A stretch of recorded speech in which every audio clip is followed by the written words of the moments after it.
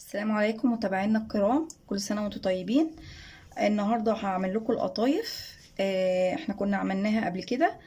طريقة تجهيزها وعمايلها في البيت. النهاردة برضو عملتها تاني، بس النهاردة ان شاء الله بقى هعملها لكم محشية بحشوة مختلفة. فالنهاردة ان شاء الله هحشيها لكم واوريها لكم بطريقة مختلفة. يلا بينا نبتدي. انا هحشيها بحشوة الكريم جانتيه، فهنقفلها كده نص قفلة ونسيب الجزء ده مفتوح كده، نقفلها كويس. ونكون محضرين طاسة على النار فيها زيت عشان نقليها فيها. هوريها لكم خطوة خطوة، هكمل دول وارجع لكم تاني. جبنا طاسة حطيناها على النار، هنبتدي نقلي فيها القطايف كده وهي مفتوحة بنفس الشكل.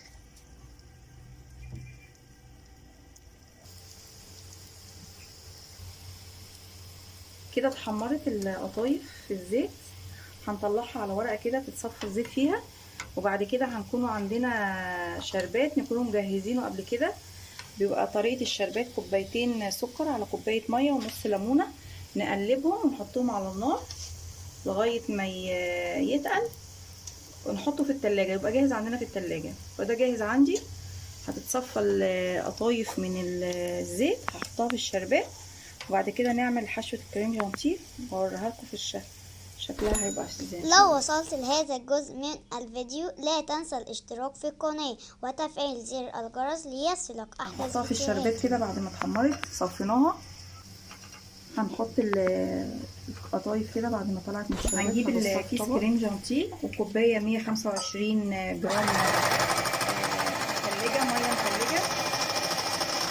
هنضربه كويس قوي وبعدين ارجع لكم تاني. كده الكريم جانتيه كده جاهز عندنا خلاص. هنشيل المضرب. عبيت الكريم جانتيه في قمع عندي كده، قمع حلويات. هنيجي نحشي بقى ازاي القطايف. بسم الله كده بنفس الشكل. عندنا بقى مكسرات في البيت، زبيب على جوز الهند على سوداني، هنعملها بالشكل ده. نحطها كده في طبق، نحشي واحده كمان. بسم الله. طبعا انت في ايديك تشكليها التشكيل اللي انت عايزاه. نفس الكلام.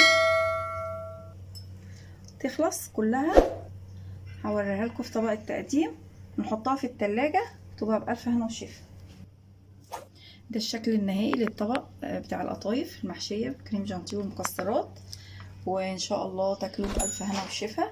ولو في اسفل الفيديو ان شاء الله هسيب لكم رابط تصنيع القطايف من البداية اسفل الفيديو في صندوق الوصف. ولو عجبكم الفيديو ما تنسوش تعملوا لايك وسبسكرايب للقناة، ولو في اي تعليقات احب اعرفها. وكل سنة وانتم طيبين والف هنا وشفا.